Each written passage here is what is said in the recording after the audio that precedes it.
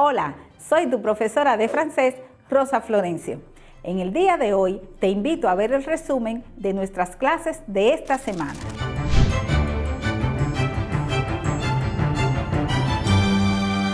Ten pendiente recordar que para elaborar el borrador de un ensayo argumentativo debes conocer el tema sobre el que pretendes escribir. Realiza una lluvia de ideas y si aún no tienes conocimiento sobre el mismo, realiza tu investigación. Esas ideas necesitan ser organizadas con coherencia y cohesión. Para eso, se utilizan palabras que hacen que el texto fluya. Estas palabras son los conectores.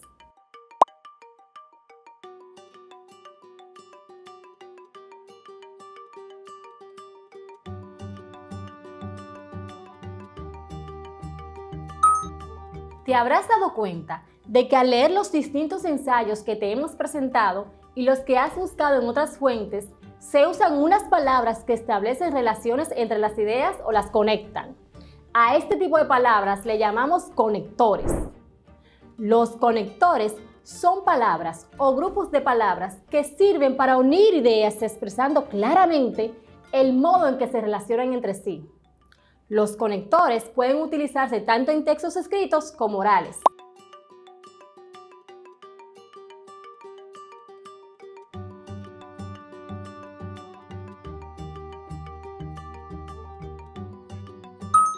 Su principal función, como su nombre lo indica, es conectar distintas partes de un texto, ya sean palabras, frases o incluso párrafos completos. Una idea nueva puede añadirse para, por ejemplo, complementar, contradecir o reforzar otra anterior. Así pues, del adecuado uso que hagamos de los conectores dependerá que nuestro texto final sea coherente. Los argumentos se colocan siguiendo una estructura lógica. Se valen de los conectores para lograrla y pueden contener conceptos, comparaciones, ejemplos, citas. Existen distintos tipos de argumentos. Ya hemos mencionado algunos en clases pasadas, pero hay otros tipos de argumentos que vale la pena destacar. Estos son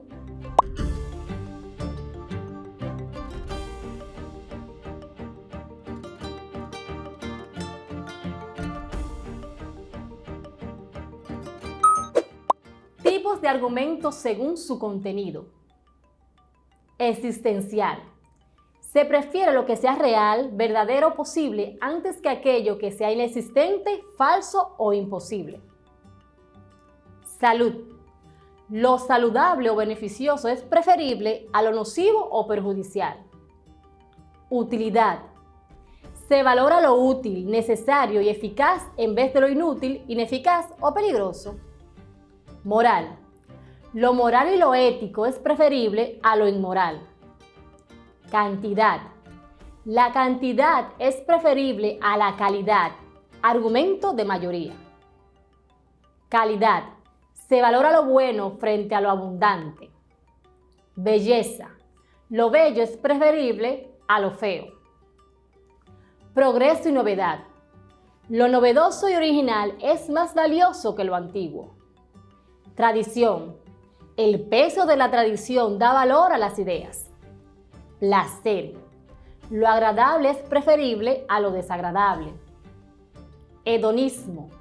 Se valora el disfrutar del momento presente.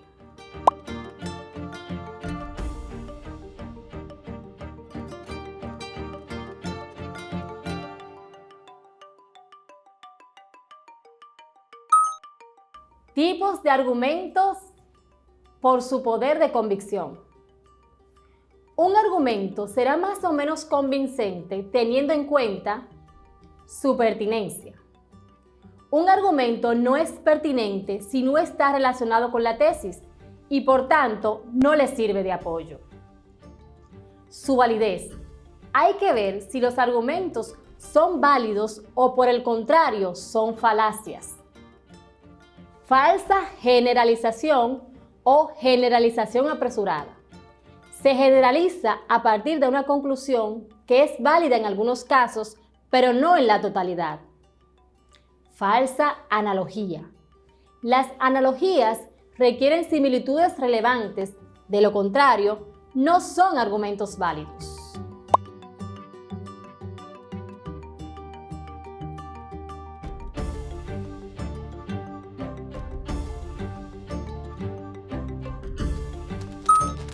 Según lo que hemos mencionado, ¿cómo van tus argumentos? Como ya vas avanzando tu texto, es prudente que vayas realizando algunas anotaciones. Por ejemplo, una autoevaluación mediante rúbricas. ¿Conoces qué es una rúbrica y para qué se utiliza? Una rúbrica es una herramienta de calificación utilizada para realizar evaluaciones objetivas. Son un conjunto de criterios y estándares ligados a los objetivos de aprendizaje usados para evaluar la actuación de alumnos en la creación de artículos, proyectos, ensayos y otras tareas.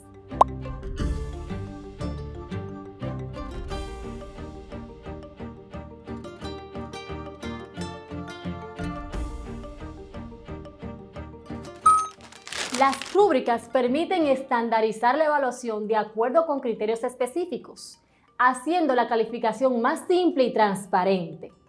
Tu maestra o maestro puede utilizar una rúbrica para evaluar tu ensayo científico. Por eso, presta atención a sus detalles.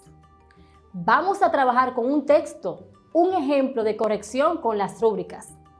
Tenemos distintos modelos para evaluar, pero podemos elegir una de ellas. Se deben evaluar la estructura, la organización, los detalles y el dominio de la gramática. Los buenos lectores evalúan y tú eres un buen lector. E-learning, nuevo paradigma. Hoy nos encontramos ante nuevas realidades, tanto en el ámbito personal como social.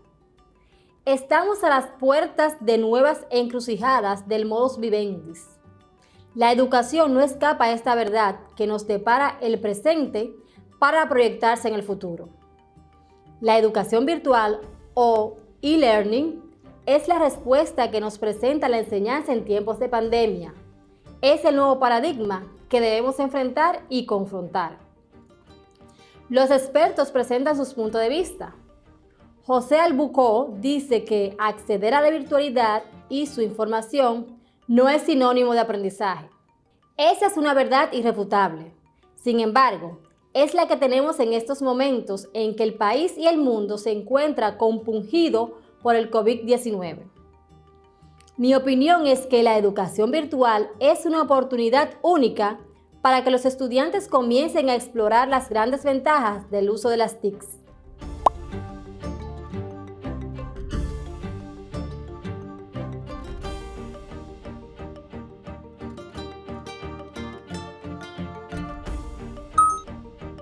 Aunque sea cierto lo planteado por Albuquerque, también es una verdad que la presencialidad tampoco representa un aprendizaje, ya que las sociedades, así como las personas, aprenden a ritmos distintos, con herramientas diversas, diferentes estrategias, y a esto se le debe agregar que, sobre todo, va a depender del interés tanto del alumno como de la familia.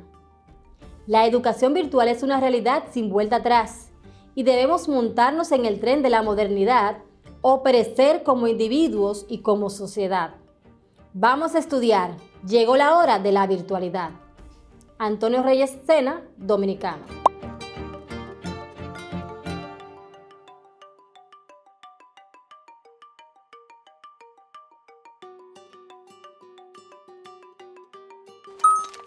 Si usamos una rúbrica para evaluar este texto, debemos fijarnos en cada detalle. Primero, analicemos su estructura.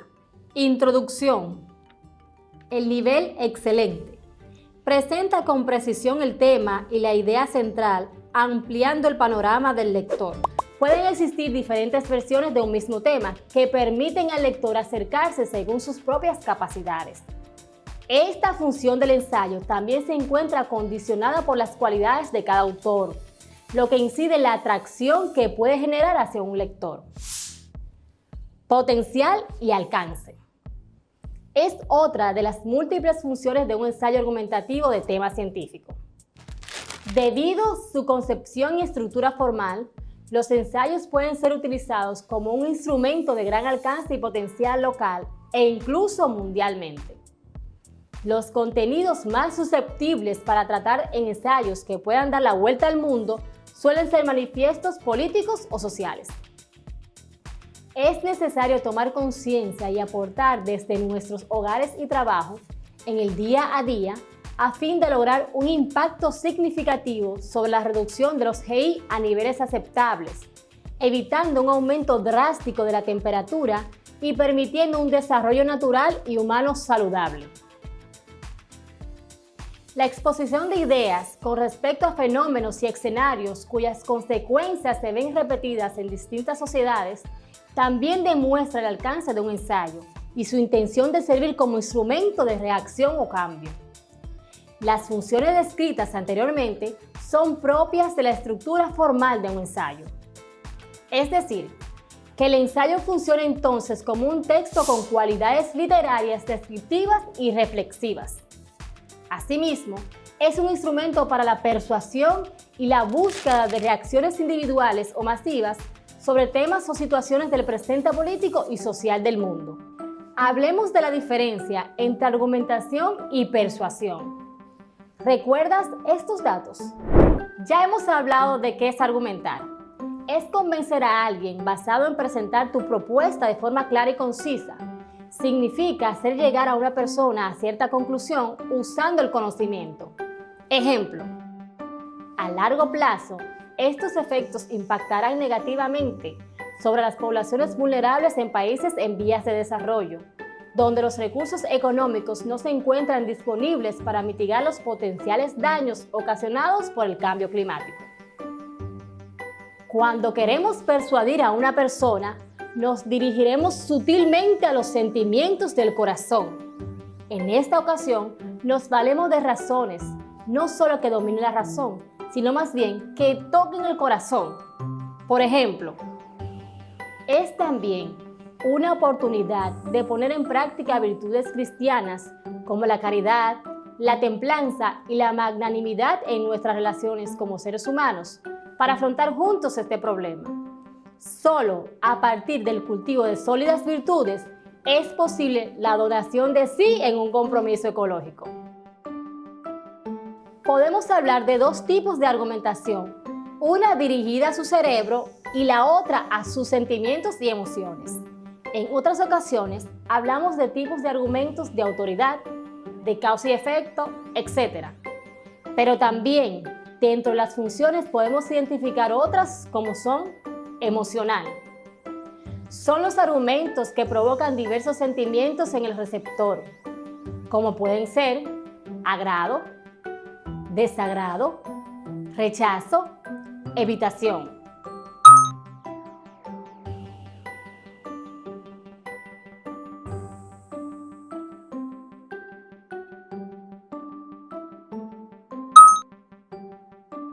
Ejemplo, es también una oportunidad de poner en práctica virtudes cristianas, como la caridad, la templanza y la magnanimidad en nuestras relaciones como seres humanos para afrontar juntos este problema. Racional. Un argumento racional se basa en un riguroso y extenso análisis de la evidencia que se apoya la objetividad del contenido específico que lo constituye, y lo hará por medio de la deducción. A partir de un principio general, se llegará a la consecuente deducción sobre la funcionalidad de lo que defiendes. La inducción. Por medio de un caso en concreto, se asimilan los principales objetivos y beneficios de hacer lo que se pide. La retórica. A través de un argumento basado en figuras retóricas como las metáforas o las comparaciones, se logra desarrollar un concepto que ejemplifica su función. La analogía.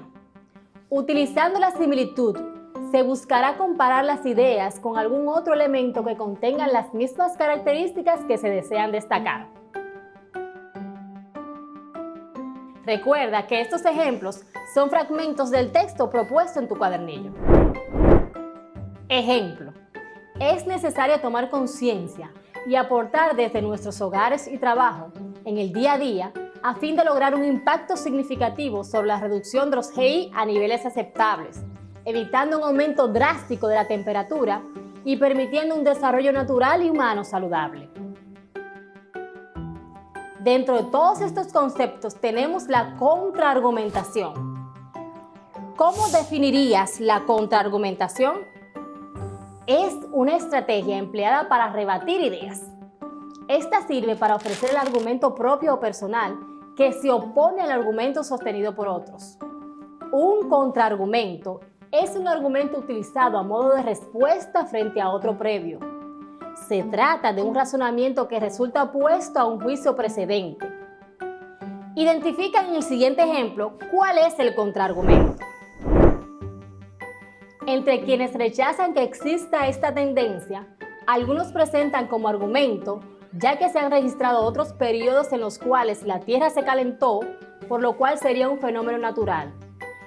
Desde el otro lado, se postula como contraargumento que esas etapas se vinculan a motivos particulares como agitaciones de la órbita terrestre o la influencia solar, cuestiones incomparables con la que producen los gases de efecto invernadero que el ser humano, con sus actividades cotidianas, emite a la atmósfera.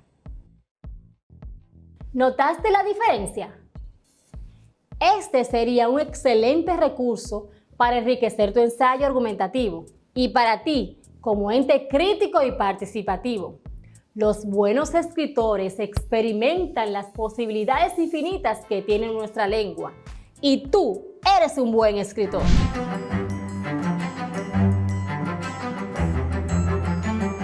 Veamos y escuchemos cómo construir la forma afirmativa, negativa e interrogativa, affirmative. La manera correcta de construirlo de forma afirmativa sería la siguiente. Subject plus used to plus infinitive. She sería el subject plus el used to y jog sería el infinitivo. Así sonaría: she used to jog. She used to jog. Ella solía trotar.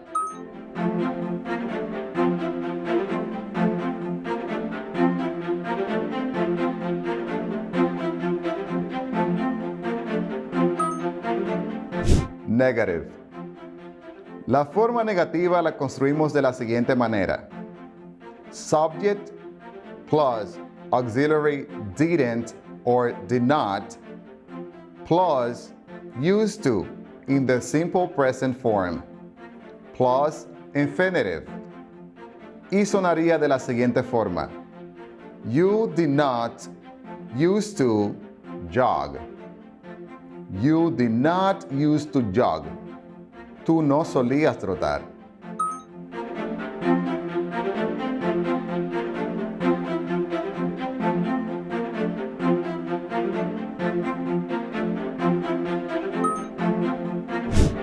Question form. Para preguntar lo hacemos de la siguiente manera. Auxiliary did plus subject plus used to in the simple present form plus infinitive. Y sonaría de la siguiente forma. Did they used to jog? Did they used to jog? Ellos solían trotar.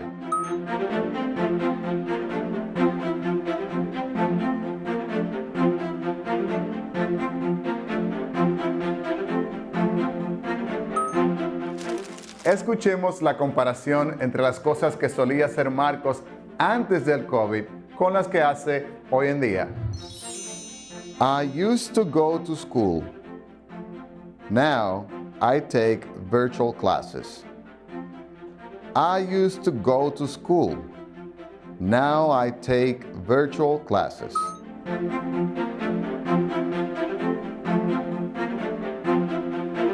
I used to go out for dinner.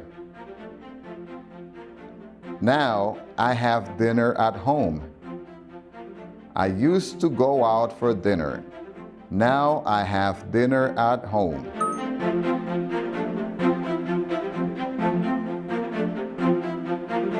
I used to attend to live concerts. Now I watch concerts on YouTube. I used to attend live concerts. Now I watch concerts on YouTube.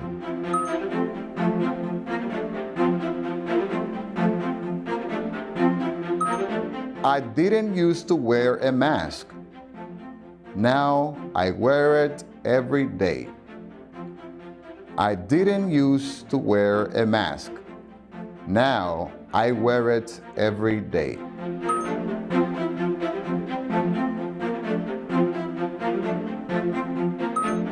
I used to go to the movies.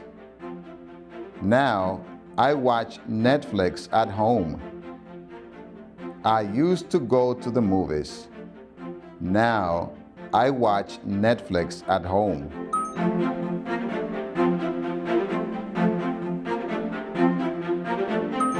I used to go to the gym.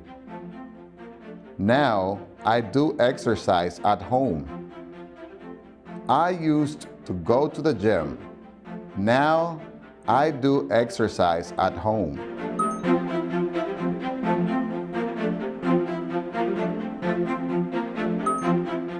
I used to swim in the beach. Now I swim in my swimming pool. I used to swim in the beach. Now I swim in my swimming pool.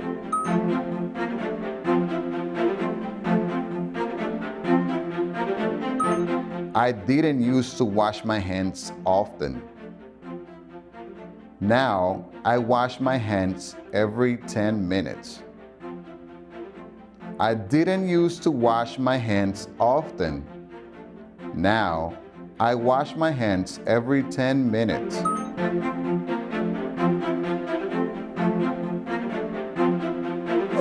Usamos el pasado simple o simple past tense para hablar de cosas que sucedieron en un punto específico en el pasado. También para acciones que comenzaron y terminaron en el pasado. En el siguiente diálogo escucharemos cómo usar el pasado simple en una conversación real. Hey, Victor. Hi, Anna. Did you go to work today? No, I went to the doctor's. I had a fever. I'm sorry, I did not know. Let's listen to the dialogue one more time. Hey, Victor. Hi, Anna. Did you go to work today? No, I went to the doctor's. I had a fever. I'm sorry, I did not know. En la pregunta, ¿Did you go to work today? La estructura es simple. Did sería el auxiliar, you sería el subject o sujeto y go nuestro verbo. Así tendríamos auxiliary plus subject plus verb. En la oración I went to the doctor's, I sería nuestro subject y went sería el pasado irregular del verbo go. Así formaríamos subject plus a verb in simple past tense.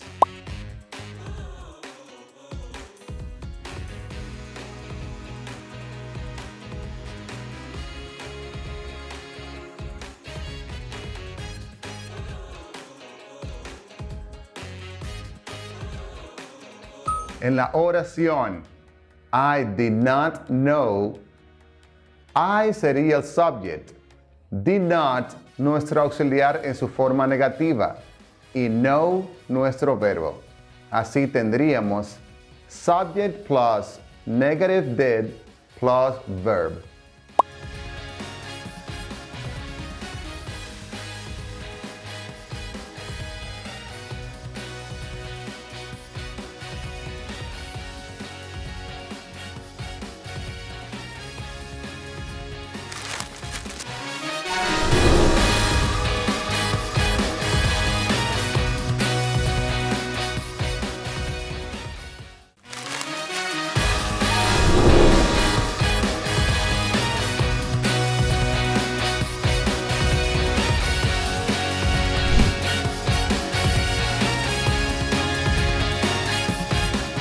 En nuestro encuentro anterior, aprendimos a construir una tabla de frecuencia para datos agrupados, a identificar y calcular los diferentes tipos de frecuencias. Busca en tu cuaderno el ejercicio de la clase anterior. Sí, la tabla de frecuencia para datos agrupados que quedamos ibas a completar. ¿Ya la tienes? Perfecto. Aquí está la tabla de la que hablamos. Hemos completado los datos de cada columna. Compara tus resultados con estos y corrige cualquier diferencia que pueda haber.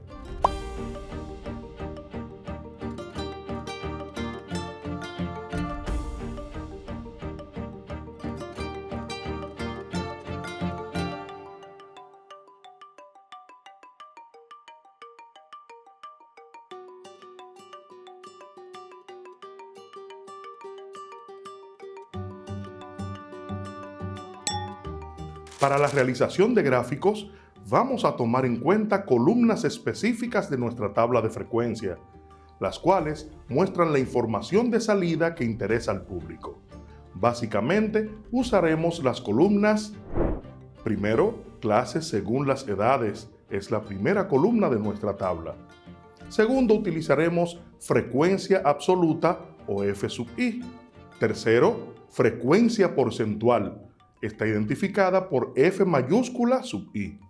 Y cuarto, número de grado correspondiente a cada caso o n elevado a la 0.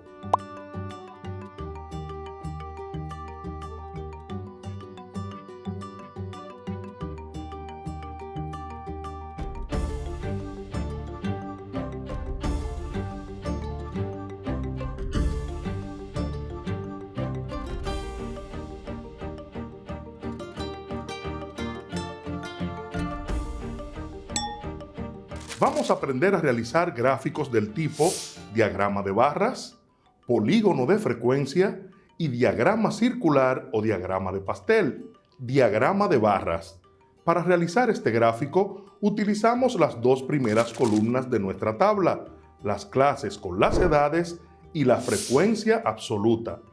Primero, vamos a trazar un eje de coordenadas con X positivo y Y positivo, es decir, el primer cuadrante de nuestro eje de coordenadas.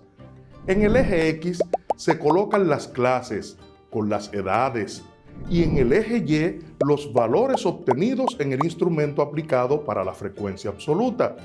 Recomendamos dar valores por encima del valor más alto obtenido. Se procede entonces a graficar en forma de rectángulos los valores de la frecuencia absoluta con relación a cada clase. Puedes colorear los rectángulos a tu gusto, preferiblemente todos de un mismo color. Se observa que en las edades de 20 a 30 años encontramos la frecuencia absoluta más alta, como indica la tabla.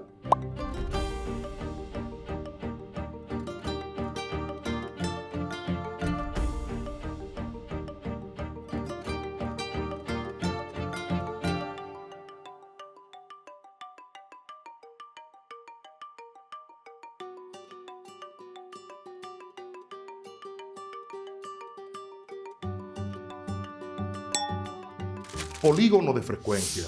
Para construir este polígono de frecuencia se tomaron en cuenta los siguientes datos: la marca de clase, que es nuestra primera columna de la tabla, y la frecuencia absoluta, representada por F sub i. Se procede a tomar el punto medio del tope de cada rectángulo en cada clase del gráfico de barras y se unen los puntos obtenidos con segmentos de rectas para presentar las fluctuaciones en altas y bajas del contagio. La curva que se observa en el gráfico nos indica que el contagio más alto corresponde a las edades de 20 a 30 años y el más bajo corresponde a las edades de 70 a 80 años de edad.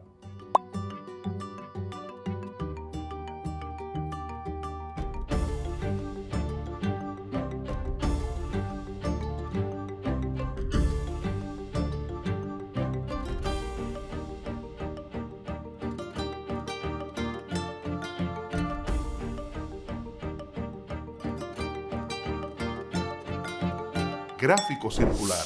Para realizar este tipo de gráficos, se toma en cuenta los datos de la frecuencia porcentual y el número de grado correspondiente a cada clase. Debes tomar el compás y trazar una circunferencia. Con el transportador de ángulos, marcas el inicio del primer ángulo del número de grado e identifícalo con un color. Donde termine el primer ángulo, tomas ese punto como inicio para el siguiente ángulo y así sucesivamente marcarás cada ángulo del número de grado de la columna número 6.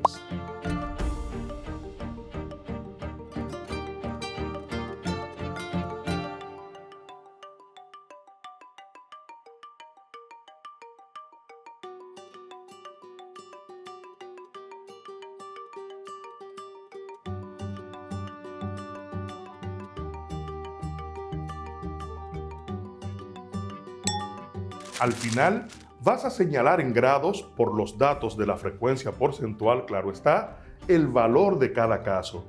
Ten pendiente que al graficar todos los ángulos deben dar 360 grados de la circunferencia.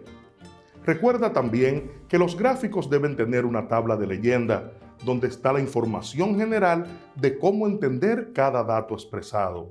Puedes hacer una lista numérica o alfabética e identificar los colores y los valores dados. Histograma. Para el histograma vamos a utilizar los datos de la primera columna de nuestra tabla de frecuencia para datos agrupados, es decir, la columna de las clases, más la columna número 2 que representa la frecuencia absoluta. Para graficar este tipo de diagrama lo hacemos tal cual el diagrama de barras, con la diferencia de que cada rectángulo trazado para mostrar los valores de la frecuencia absoluta deben aparecer uno a continuación del otro, es decir, deben estar unidos.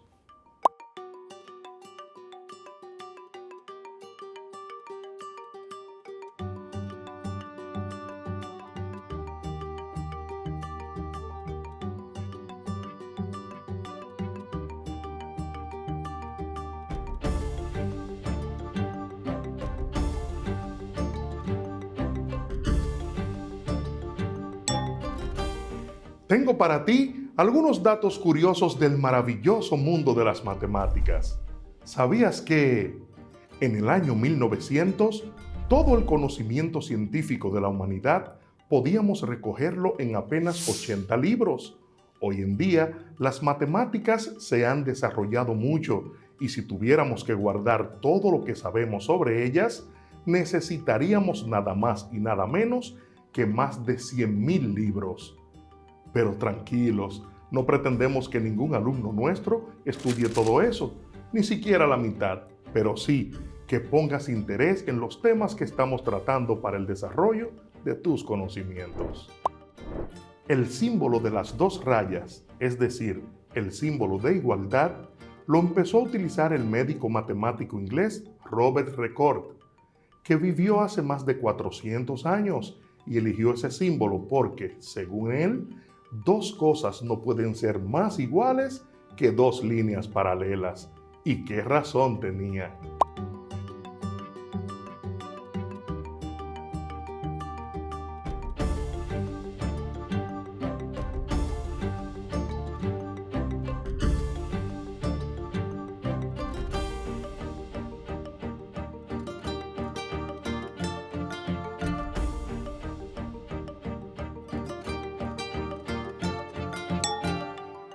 Lo que comúnmente hoy llamamos números 1, 2, 3, 4, 5 y hasta el 9 son las llamadas cifras arábigas.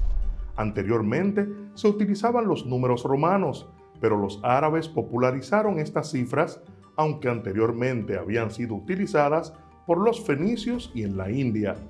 Una apasionante curiosidad es la explicación de por qué 1 significa 1 y 2 significa 2, y así hasta el 9. Es consecuencia de su número de ángulos. Alucinante estos árabes.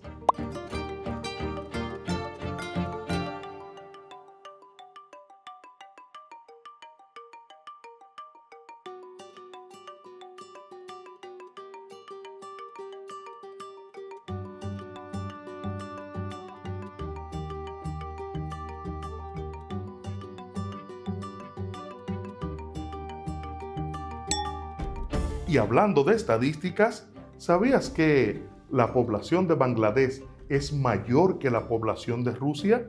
De acuerdo con datos actuales, la población del pequeño país Bangladesh supera la población de la enorme Rusia en más de 20 millones, a pesar de que la superficie de Bangladesh es unas 116.000 veces menor que la de Rusia. Sorprendente, ¿verdad?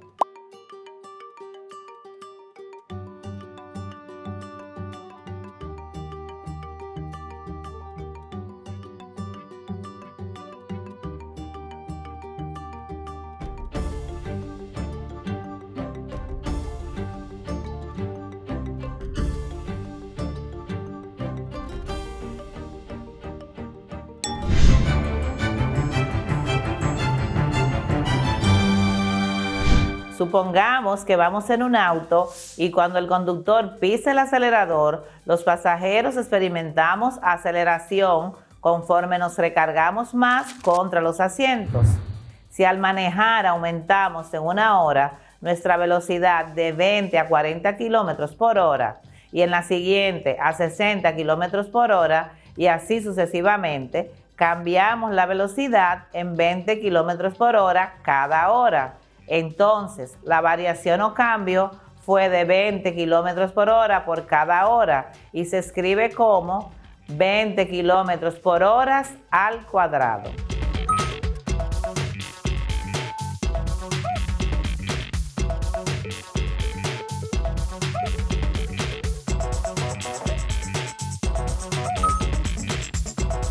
El movimiento rectilíneo uniformemente variado lo vemos de la siguiente manera en el simulador de GeoGebra. Aquí tenemos que el cuerpo está en reposo. Desplazamiento, velocidad y aceleración iguales a 0. En la segunda imagen, la variación del tiempo fue de 2.6 segundos. Desplazamiento fue de 0 a 6.76 metros. Y su velocidad de 0 a 5.2 metros por segundo, produciéndose una aceleración de 2 metros por segundo al cuadrado. ¿Cómo calculamos la aceleración? Dividiendo la variación o cambio de velocidad entre el tiempo transcurrido de la siguiente forma. Variación de B dividido entre variación de T. 5.2 metros por segundo dividido entre 2.6 segundos, que es igual a 2 metros por segundo al cuadrado.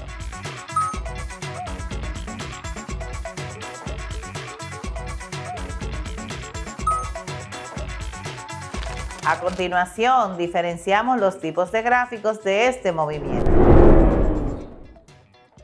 En este primer gráfico, distancia en función de tiempo, obtenemos la pendiente, que es la velocidad y es variable. En el segundo gráfico, velocidad en función de tiempo, la pendiente es la aceleración constante, pues la velocidad aumenta uniformemente con el tiempo. Y en el tercero, aceleración en función de tiempo.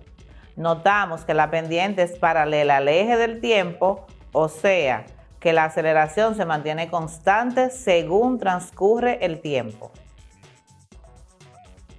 La aceleración no es tan solo el cambio total de la velocidad, es la razón de cambio de la velocidad con respecto al tiempo o el cambio de velocidad por segundo de tiempo.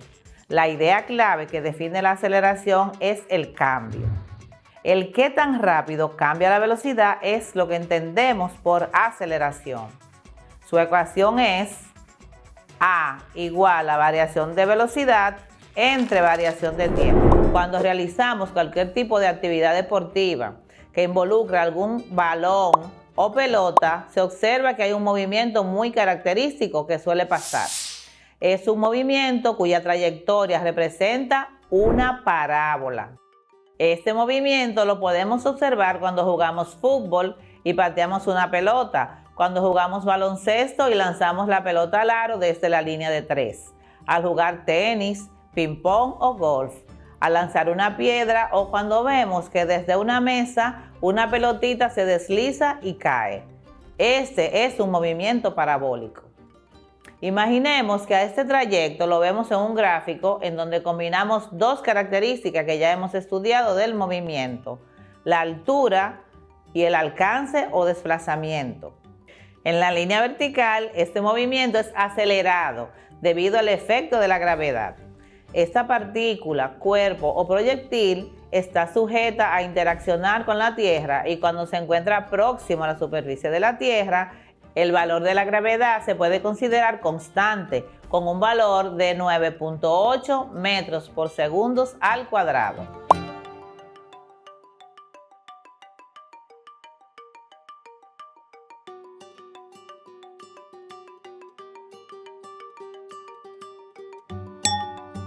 Sin embargo, en la horizontal, este se mueve con aceleración cero, es decir, no hay cambio de la componente de la velocidad en la dirección del eje X. Esto se interpreta que no importa en qué parte de la trayectoria nos encontremos, siempre mantendrá el mismo valor inicial de la componente de la velocidad en la dirección X. Esto explica que no hay aceleración en la componente horizontal del movimiento parabólico.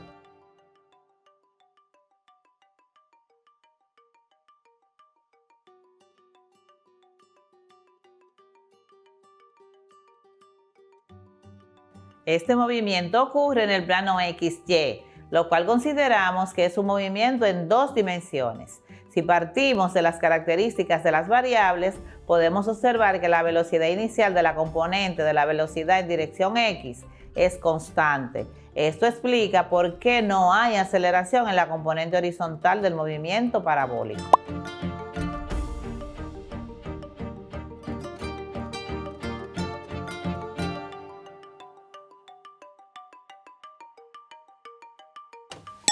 Observamos que este movimiento es movimiento horizontal rectilíneo uniforme con velocidad constante, donde V inicial es igual a rapidez inicial y V inicial en X es igual a la componente horizontal de la velocidad inicial.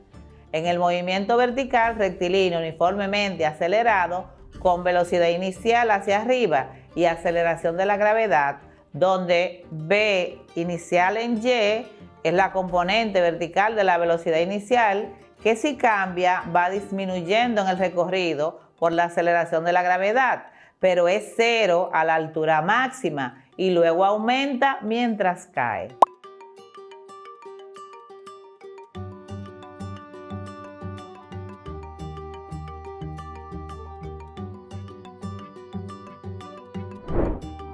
Es interesante observar que en la Luna, donde la gravedad es un sexto menor a la gravedad de la Tierra, con las mismas condiciones iniciales del movimiento, tendríamos la misma forma de la trayectoria parabólica, pero tendremos cambio en la altura y en el alcance.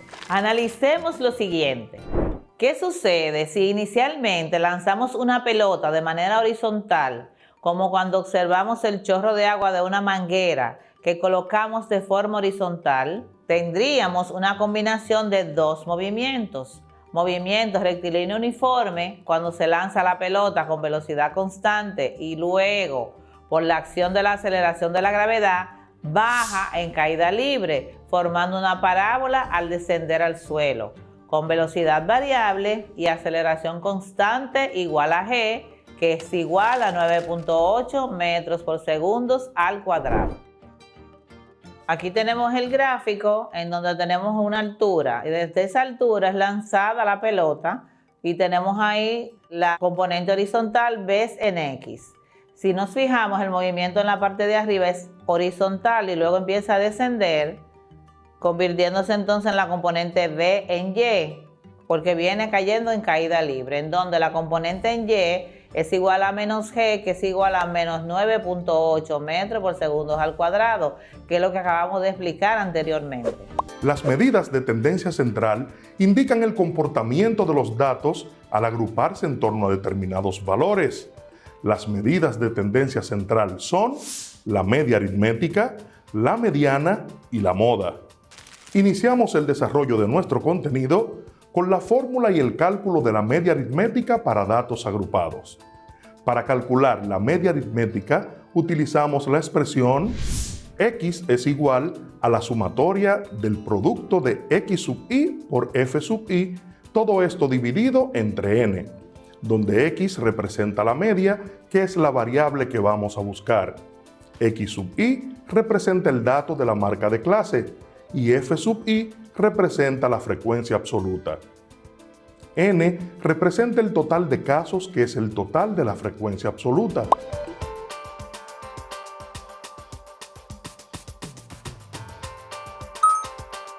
Para estos cálculos, vamos a utilizar nuestra tabla de frecuencia para datos agrupados que venimos trabajando desde clases anteriores. Recuerda que esta tabla de frecuencia para datos agrupados representa el nivel de contagiados de COVID-19 en la provincia de Santo Domingo, un día cualquiera de la pandemia. El total de contagios se estima en unas 70 personas.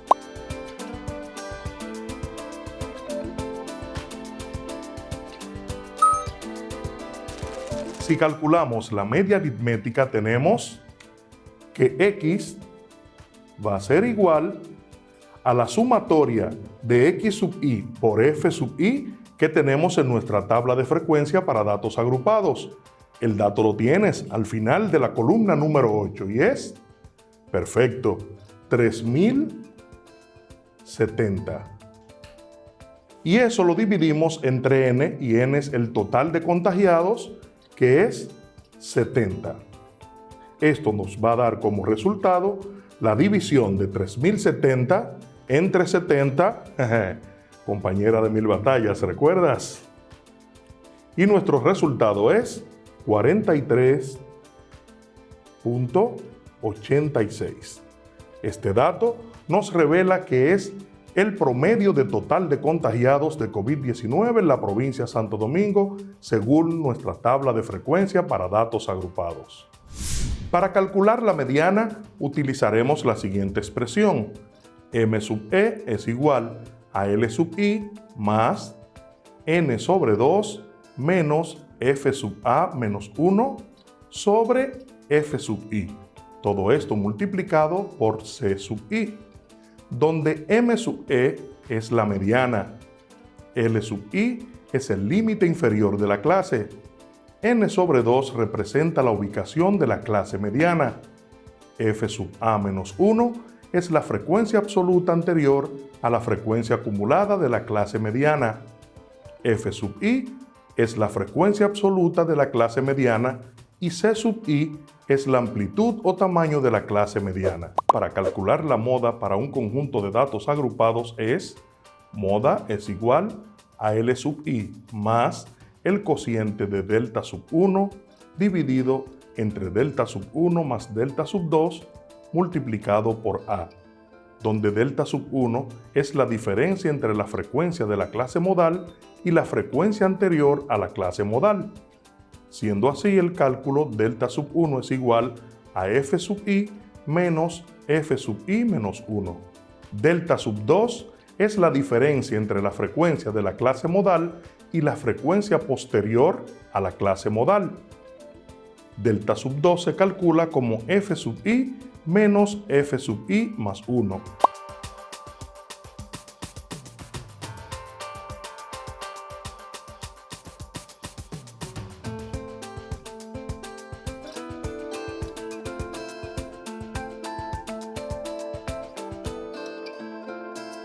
A es la amplitud o ancho de clase.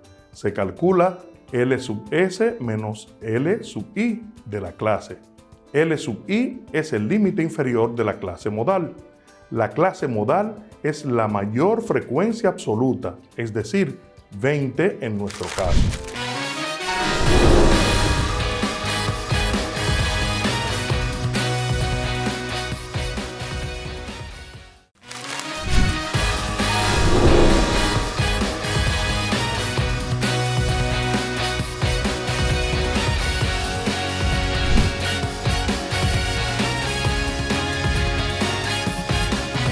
Minerva Mirabal, hija de Mercedes Reyes Camilo, doña Chea, y Enrique Mirabal, comerciante y hacendado. Desde muy niña se destacó por su inteligencia. A los 5 años ya sabía leer y escribir correctamente. Y a los 7 recitaba versos de los clásicos franceses. Fue en el año 1946 cuando se graduó en Letras y Filosofías. Le gustaba escribir y leer poesía. Fue una de las primeras mujeres en obtener el título de doctora en Derecho durante la dictadura, egresada de la Universidad Autónoma de Santo Domingo en 1957.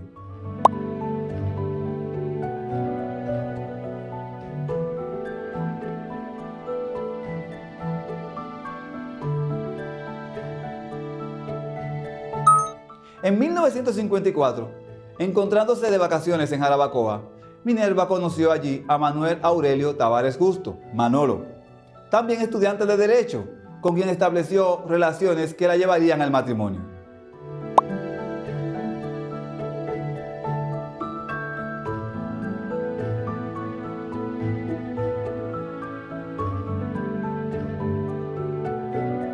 Procreó 2 hijos junto a él. Minerva Josefina, nacida en noviembre de 1955, y Manuel Enrique en enero de 1960. Minerva tuvo una destacada participación junto a su esposo en las reuniones clandestinas que dieron origen al movimiento revolucionario 14 de junio.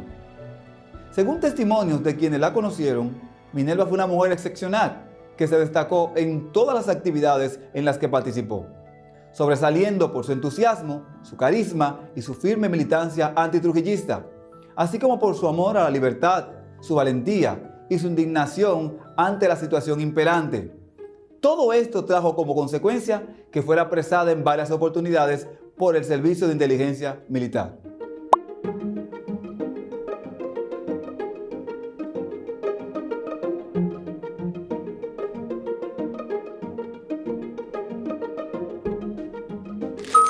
A la hora de su muerte tenía 34 años.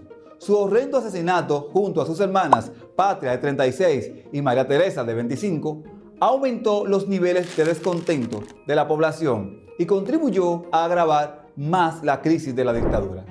Manuel Aurelio Tavares Justo, Manolo, nació en Montecristi, hijo de Manuel Francisco Tavares Ramos y Josefa Justo Rousseau. Sus estudios primarios y parte de los secundarios los realizó en la Escuela Varones número 1, llamada después Honduras. Desde muy joven, sus padres le comentaban sus experiencias sobre la intervención de Estados Unidos al país en 1916 y estos relatos, según refieren algunos de sus amigos, contribuyeron al desarrollo de la actitud antiimperialista de Manolo.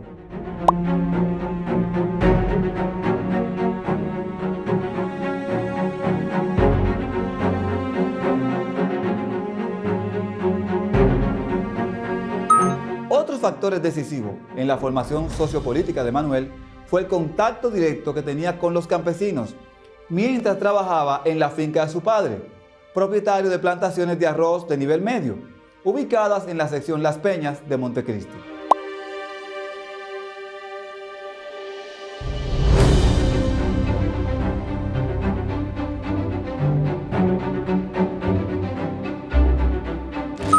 Encontrándose prisionero en la cárcel de Puerto Plata en 1960, su esposa, Minerva Mirabal, fue asesinada, junto a otras dos hermanas, por miembros del Servicio de Inteligencia Militar SIM, cuando venían de visitarle de la cárcel. Se cuenta que entre las razones que tuvo para unirse a la trama está la prohibición del dictador a que contrajera matrimonio con una joven de su pueblo natal de nombre Luisa Gil, ya que esta era hermana de René Gil, un rebelde comunista. Con la finalidad de asegurar la lealtad de sus jóvenes oficiales, el régimen los obligaba a asesinar presos políticos detenidos en las cárceles, y así sucedió con el teniente García Guerrero, a quien después que se le informó que la persona que él había matado era su cuñado René Gil, al ser enterado, indignado, se unió a los planes para acabar con el sátrapa.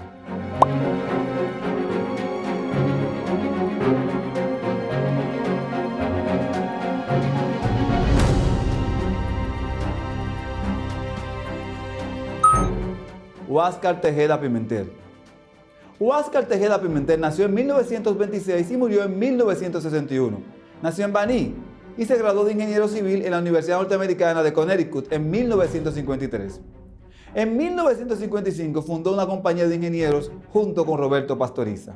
De 1959 a 1960 fue profesor de la Universidad de Santo Domingo. Se unió con Pastoriza al grupo que conspiraba para ajusticiar a Trujillo por ser regañado en público. Fue asesinado en noviembre de 1961, junto a sus demás compañeros de conjura, también presos.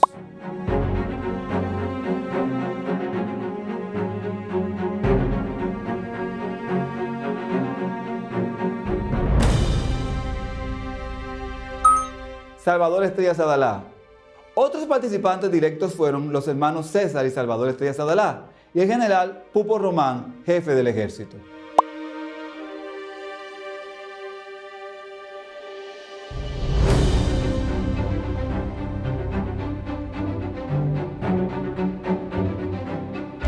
Este grupo de hombres llenos de valor hicieron lo impensable y un 30 de mayo de 1961 lograron realizar el ajusticiamiento de Trujillo en la avenida George Washington, hoy autopista 30 de mayo. Allí, en ese lugar, mataron a Chapita, mataron al Chivo.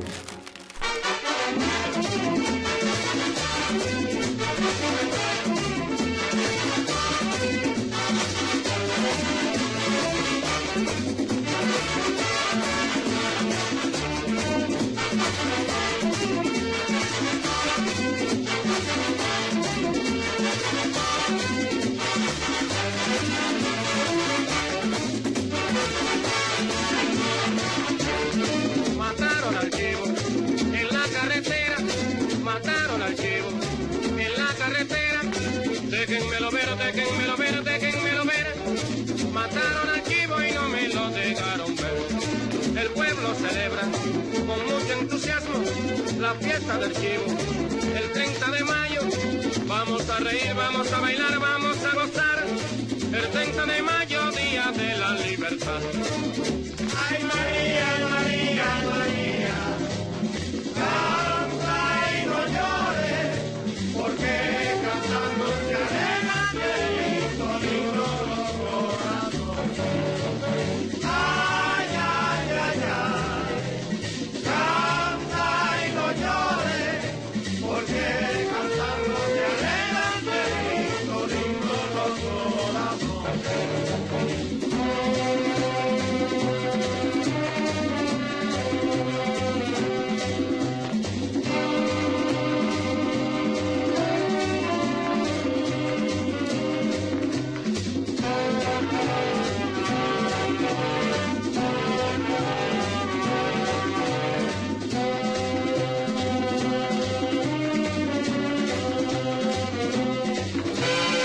Mataron al chivo en la carretera, mataron al chivo en la carretera.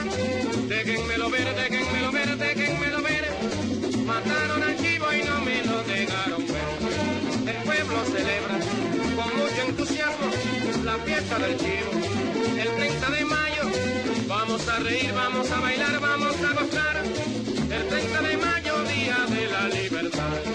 Matan a Chapita en la carretera, matan a Chapita en la carretera.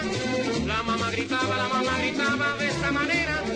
Matan a Chapita y no me lo dejaron ver.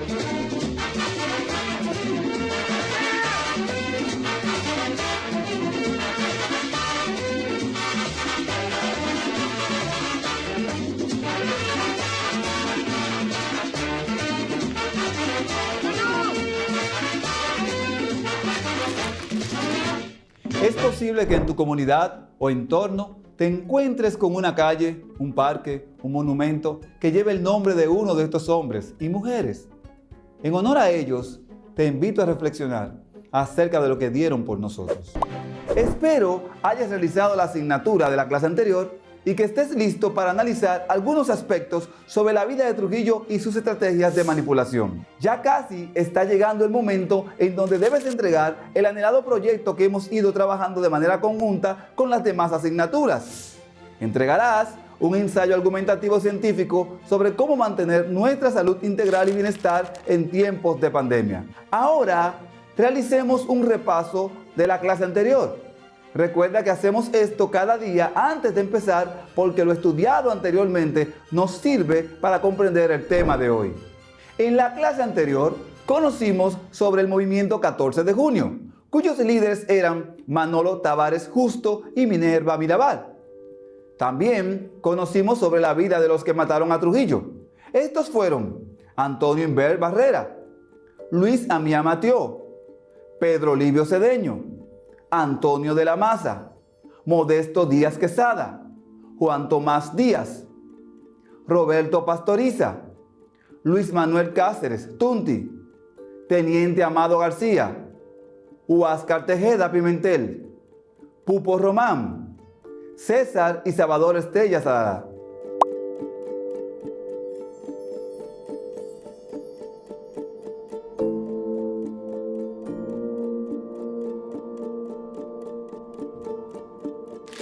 La dictadura de Trujillo desde 1950 a 1961.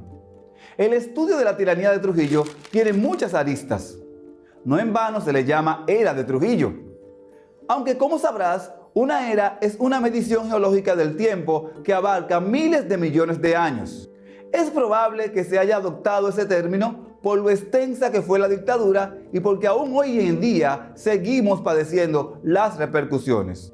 El día de hoy trabajaremos algunas actividades que se encuentran en tu cuadernillo, desde la página 138 hasta la página 141.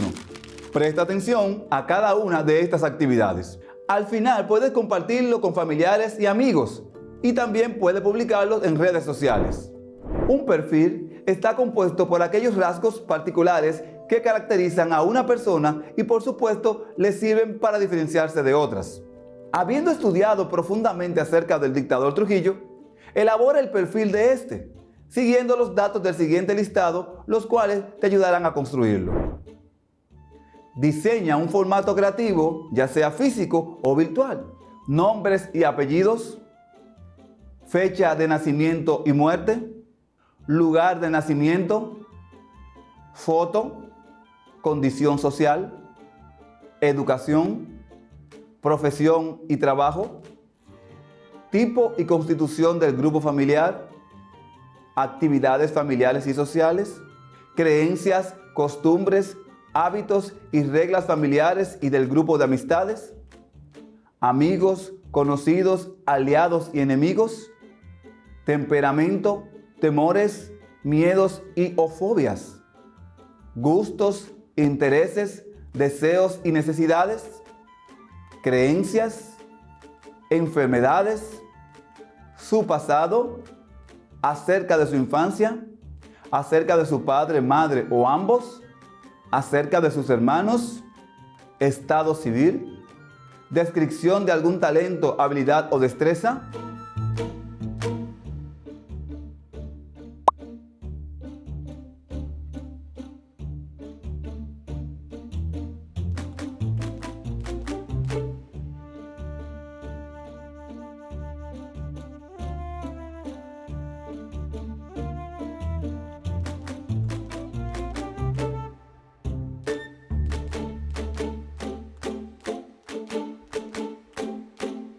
Mensaje subliminal durante la dictadura. El mensaje subliminal es aquel que hace referencia a un mensaje que ha sido diseñado para que se transmita por debajo de los límites normales de percepción. Este mensaje llega al receptor, pero este no lo recibe conscientemente. Interpreta los mensajes subliminales que utilizaba el régimen para controlar y manipular la población. Recursos con mensajes subliminales. Placa que decía: en este hogar Trujillo es símbolo nacional. Ponerle nombre de Trujillo a objetos naturales y artificiales, como Ciudad Trujillo, Pico Trujillo, monedas, sellos. Estatuas gigantes de Trujillo en el Palacio de Justicia. Mensaje subliminal de las iniciales de su nombre, RLTM.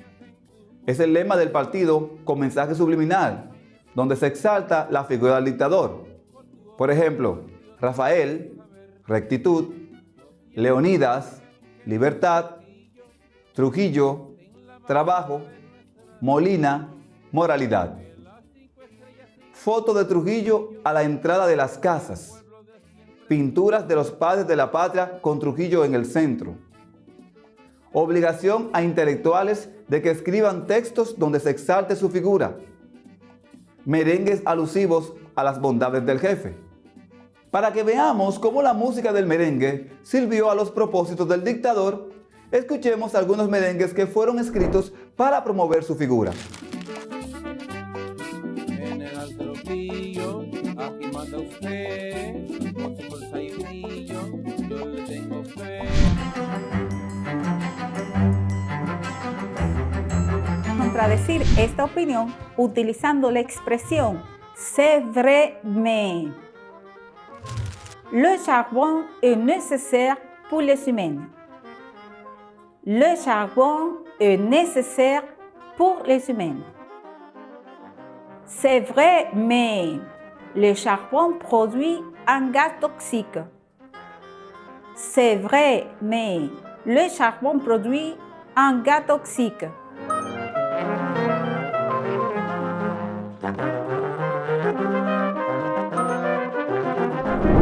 Vocabulaire de cette unité.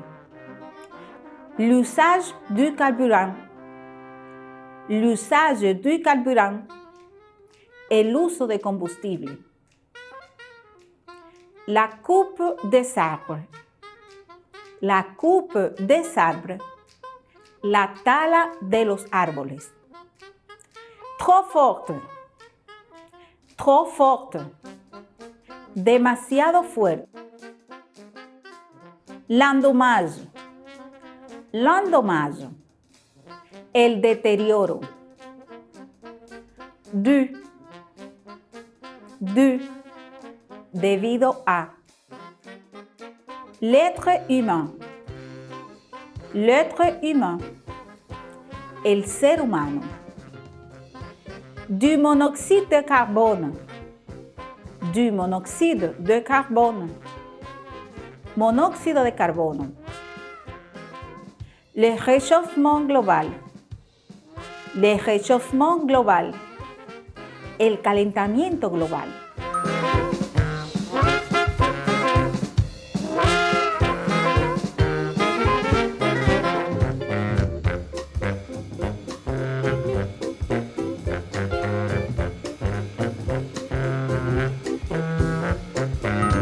Completa el siguiente ejercicio colocando la expresión que consideras apropiada para cada enunciado. Puede haber una opción que se puede utilizar para más de un enunciado. C'est vrai, mais. C'est vrai, mais. Non, vous faites erreur. Non, vous faites erreur. Vous vous trompez. Vous vous trompez. Vous avez tort. Vous avez tort. Tu n'as pas raison. Tu n'as pas raison.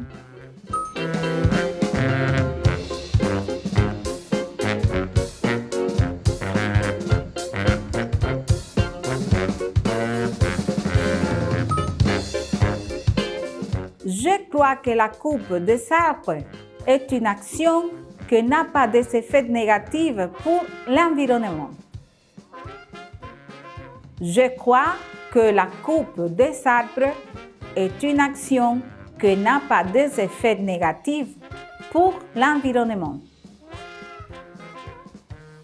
Yo creo que la tala de árboles es una acción que no tiene efectos negativos para el medio ambiente. Je pense que l'usage du carburant est indispensable pour la vie des humains. Je pense que l'usage du carburant est indispensable pour la vie des humains. Cette action provoque le changement climatique. Cette action provoque le changement climatique. Yo pienso que el uso de combustible es indispensable para la vida humana. Esta acción provoca el cambio climático. Je pense que la musique n'est pas de la pollution sonore. Je pense que la musique n'est pas de la pollution sonore. Une musique trop forte endommage l'audition. Une musique trop forte endommage l'audition. Yo pienso que la música no es un contaminante sonoro. Una música demasiado fuerte daña la audición. À mon avis, le changement climatique n'est pas dû au réchauffement global. À mon avis, le changement climatique n'est pas dû au réchauffement global. En mi opinión, el cambio climático no es debido al calentamiento global. Je trouve que le changement climatique n'est pas causé par l'homme. Je trouve que le changement climatique n'est pas causé par l'homme. L'inconscience de l'être humain a provoqué le changement climatique. L'inconscience de l'être humain a provoqué le changement climatique. Yo encuentro que el cambio climático no es causado por el hombre. La inconsciencia del ser humano ha provocado el cambio climático.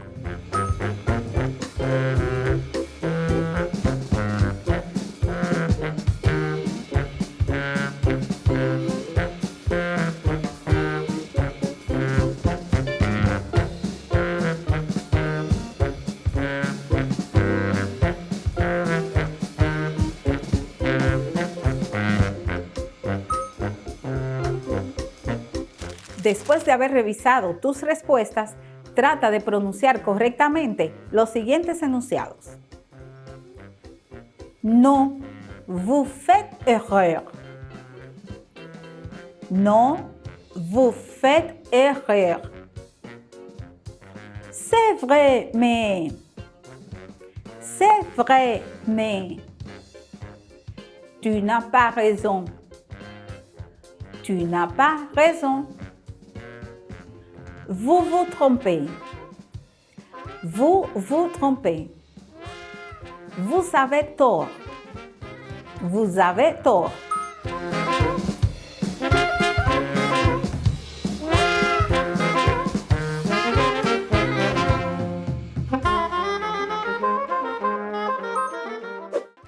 Conozcamos el vocabulario de la unidad. Nettoyer. Nettoyer. Limpiar. Frotter. Frotter. Frottar. En tissu. En tissu. En tela. Porter. Porter. Llevar puesto.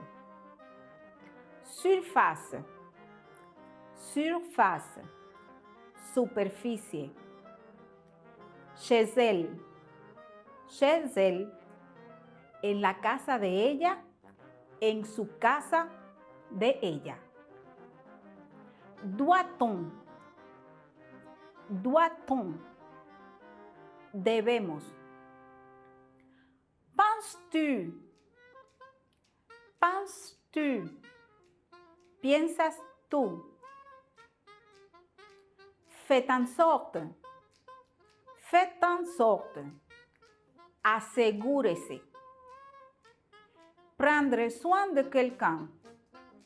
Prendre soin de quelqu'un. Cuidar a una persona enferma. Avoir, prendre soin de quelqu'un. Avoir, prendre soin de quelqu'un. Haber cuidado a una persona enferma. Ça veut dire. Ça veut dire. Eso quiere decir. Le nez et la bouche. Le nez et la bouche. La nariz y la boca. Foyer. Foyer. Casa, hogar. Imagina que estás observando un póster pegado en la pared con la siguiente información en francés. Merci de porter un masque. Merci de porter un masque. Gracias por llevar puesta una mascarilla. 6 pieds égale à 2 mètres. 6 pieds égale à 2 mètres. 6 pieds igual a 2 metros. Maintenez une distance de 6 pieds, 2 mètres, lorsque cela est possible. Maintenez une distance de 6 pieds, 2 mètres, lorsque cela est possible. Mantenga una distancia de 6 pies, 2 metros, cuando sea posible. Escucha las siguientes preguntas y responde según tu criterio. ¿A quelle distance doit-on se mettre de gens? ¿A quelle distance doit-on se mettre de gens? ¿A qué distancia debemos ponernos de las personas? Penses-tu qu'on doit garder cette distance avec la famille? Penses-tu qu'on doit garder cette distance avec la famille? ¿Piensas tú que debemos guardar esta distancia con la familia? ¿Dans quelle situation doit-on maintenir la distance? ¿Dans quelle situation doit-on maintenir la distance? ¿En qué situaciones se debe mantener la distancia? Pourquoi crois-tu qu'on doit garder la distance? Pourquoi crois-tu qu'on doit garder la distance? ¿Por qué crees tú que se debe guardar la distancia? Gracias por tu sintonía. Nos vemos en la próxima semana.